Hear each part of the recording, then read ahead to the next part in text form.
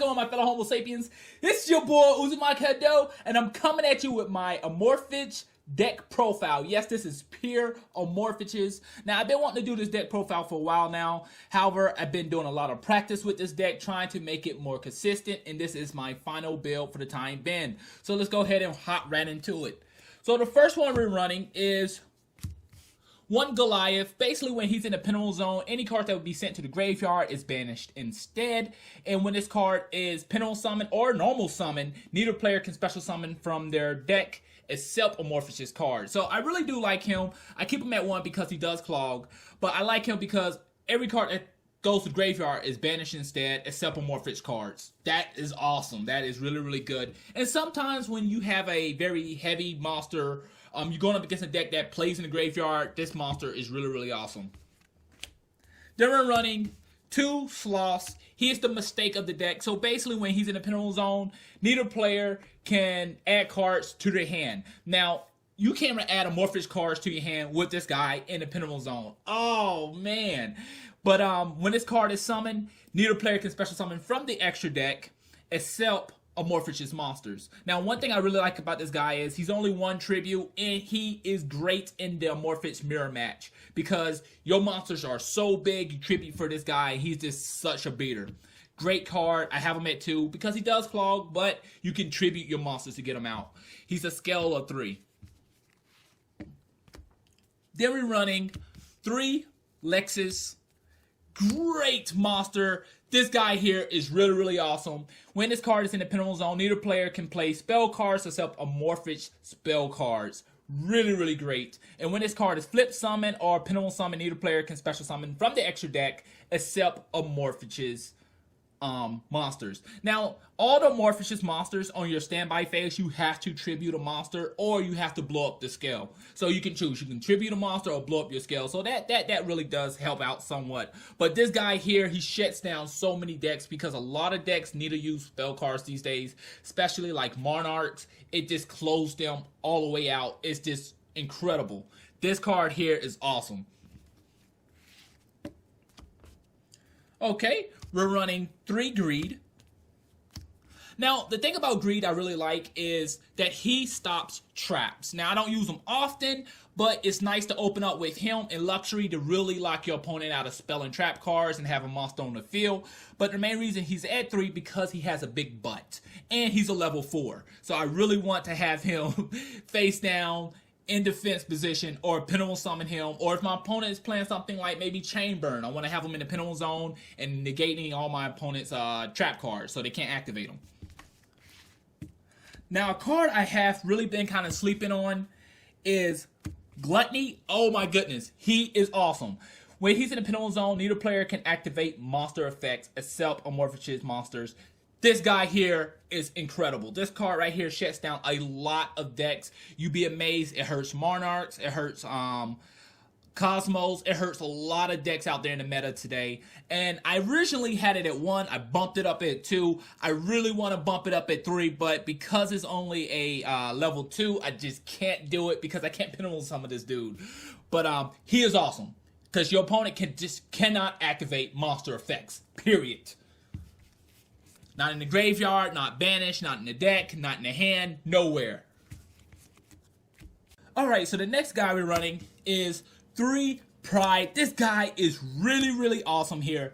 So he is the beater of the deck, coming in at 1750. He's a 4-star, and basically when he's in the penalty zone, neither player takes effect damage. Oh, that's right. You playing Chain Burn or you playing some type of burn. Oh, you gave me Lotto Golden. Well, guess what? I'm not taking any damage, buddy. Yes. As long as I have an Amorphic monster on the field. But he's awesome, level 4. And really, I don't use him for the penalty scale. I used him maybe once because I was going against a burn deck in the penalty zone. But most likely, I'm going to be penalty summon this guy. So my opponent cannot special summon from the extra deck except Amorphic monsters. And not just that, he's just the big, strong beater of the deck. Next, we're running 3 Envy. Envy is really, really good for the simple reason she has a big butt. Yes, that's right, coming in at 2050. And when this card is in the penalty zone, neither player can activate Chain 2. So it's really, to me personally, it's a little complicated because it says Chain 2 or more. So I wonder if you play a card, can your opponent chain to it, or they just can't chain anything after chain 2. But usually I don't use this monster for the pinnacle zone. I used him to pinnacle summon, or I use him to put him face down so my opponent attack into this big booty, and now they can't special summon from the extra deck. Then we have 3 Wraths. So basically what this guy does, when he's in the pinnacle zone, neither player can tribute monsters except Amorphage's monsters. And it's good against Monarchs, to be honest. Monarchs is a thing right now, as long as they don't have Stormforce where they contribute your own monster.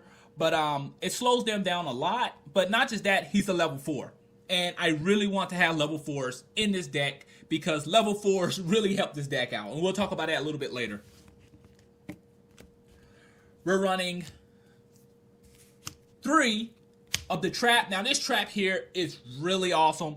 To me personally, it's like Bird of Mighty but better. Where Bird of Mighty can't do things like its seeds because they're ranks instead of levels. This does all monsters. So your opponent lose 100 attack and defense for every face-up Amorphage card on the field, including itself. So when you really have a setup, you really making your opponent monsters lose a lot of attack and defense. But not just that, when one of your scales are destroyed, you can replace them from a scale from the deck. That is just incredible, and it's a combo that comes with this. So I'm gonna talk about that combo a little bit later in this deck profile. Now we're running 3 Echoes. Yes, now I wasn't running at first, but I just had so many problems with my opponent getting rid of my monsters, and then my scales just blew up and I just couldn't do anything with them.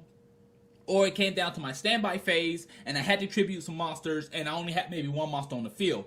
So the great thing about this is I can use this on my turn and on my opponent's turn to blow up a scale and draw a card. It's incredible. It's really, really good, and it speeds up the deck. So if my opponent gets rid of my monster, I can blow up a scale. Then on my standby phase, when I have to choose to tribute a monster or blow up my scale, I'll just blow it up with this and draw a card. Really, really great. And if I have Echo on the field, I can blow up a scale on my opponent's turn. So let's say I have Luxus in one of my scales to negate spell cards, and my opponent's not really using spell cards. She's using something like maybe a whole bunch of monster effects. I can use Echo, blow that scale up, draw a card, then use the Amorphous Trap card to place another card there. And I would probably put maybe something like Gluttony to negate monster effects. Then we're running 2 YuGiOh Warlords. Now this is here to really slow my opponent down, stop them from doing a whole bunch of plays, stop them from going to their extra deck, because all your monsters are dragons. Point blank. Then we're running 3 Infection. You really want to have this card in your hand first turn so you can go ahead and play it anytime one of your Amorphous monsters are destroyed or tributed. You search your deck for another Amorphous card. Incredible, incredible, just great. And not just that, your Amorphous monsters gain 100 attack and defense for every face-up Amorphous card on the field, including itself. So this is what really makes your Amorphous monsters become huge beaters on the field. This card, you really need this card. When you have this card, you feel a little bit more confident in actually winning the duel. We're running 2 of the field card. Now the field card, I'm not really feeling too much. I feel like the field card does clog a little bit.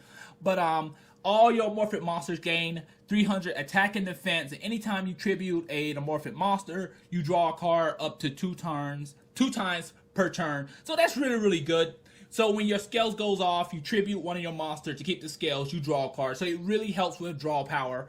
However, once you have this card in the field zone, you don't really need another one, unless you plan the ritual monster.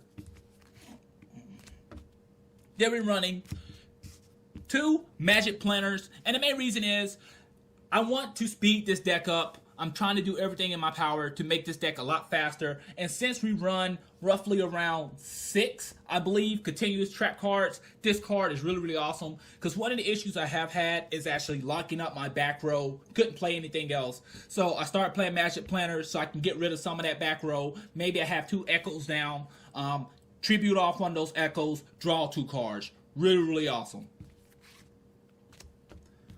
We're running 3 pot of duality. Now, a lot of people, they're not feeling the pots. They're like, man, I don't like the pots in there. But for me, I play a different build. Once again, it's all about slowing my opponent down, getting field advantage, getting everything set up. And once I have everything set up, I can actually go for game. This is not one of those pinnacle decks where you set 2 scales, you special, go to your extra deck and summon some serious big monsters. This is more of trying to get everything you need to lock your opponent out of the game and stop them from playing the game, period.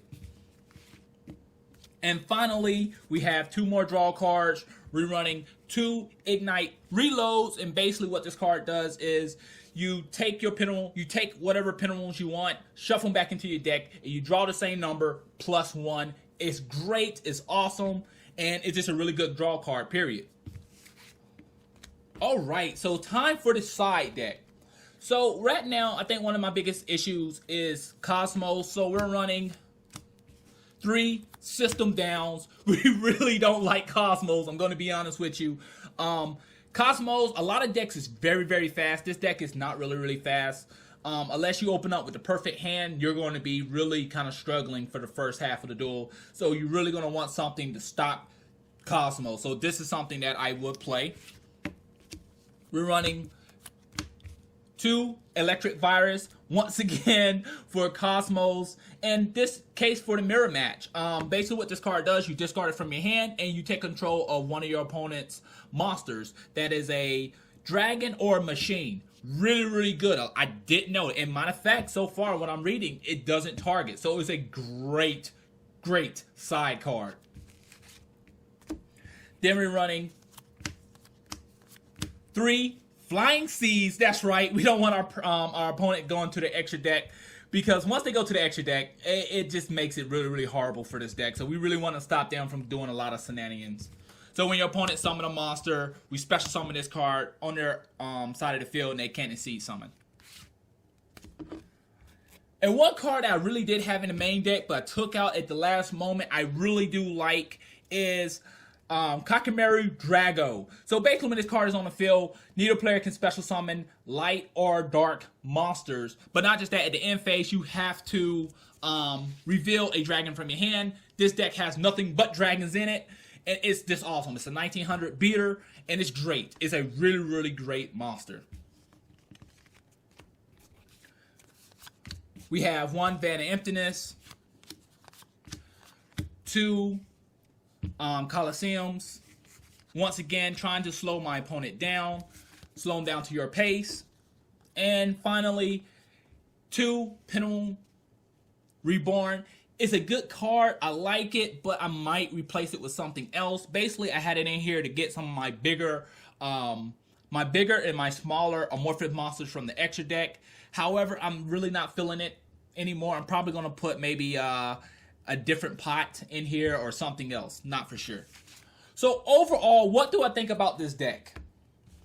I mean, the deck is really fun. I really do enjoy this deck. The deck is awesome.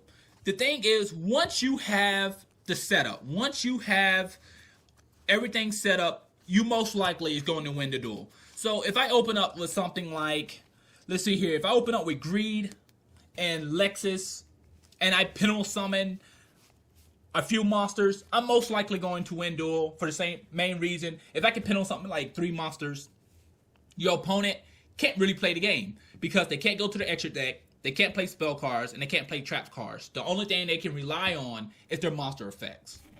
So you really do want to open up with Lexus, and Greed is really awesome also.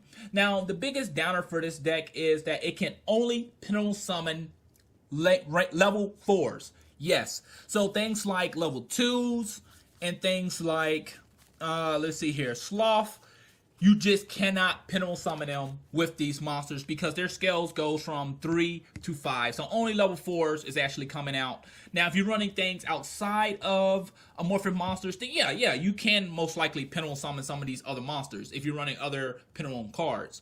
Now, originally I was playing the Drago build, but what I didn't like about the Drago build is that you lock yourself out sometimes. So let's say if I have a amorphic monster already on the field and I play Luxury and it's like, okay, I'm going to play one of my Drago monsters, I can't play it in the penalty zone because I can't play other spell cards besides Amorphage cards. So if you're playing outside of Amorphage cards, you got to be careful that you don't lock yourself out. Or, you know, sometimes you might penal summon a monster, or you might even flip summon a monster. Like, okay, I'm going to the extra deck and special summons. Like, you got to make sure you're special summoning a Amorphage monster because you just flip summon this one, or this was already penal summoned.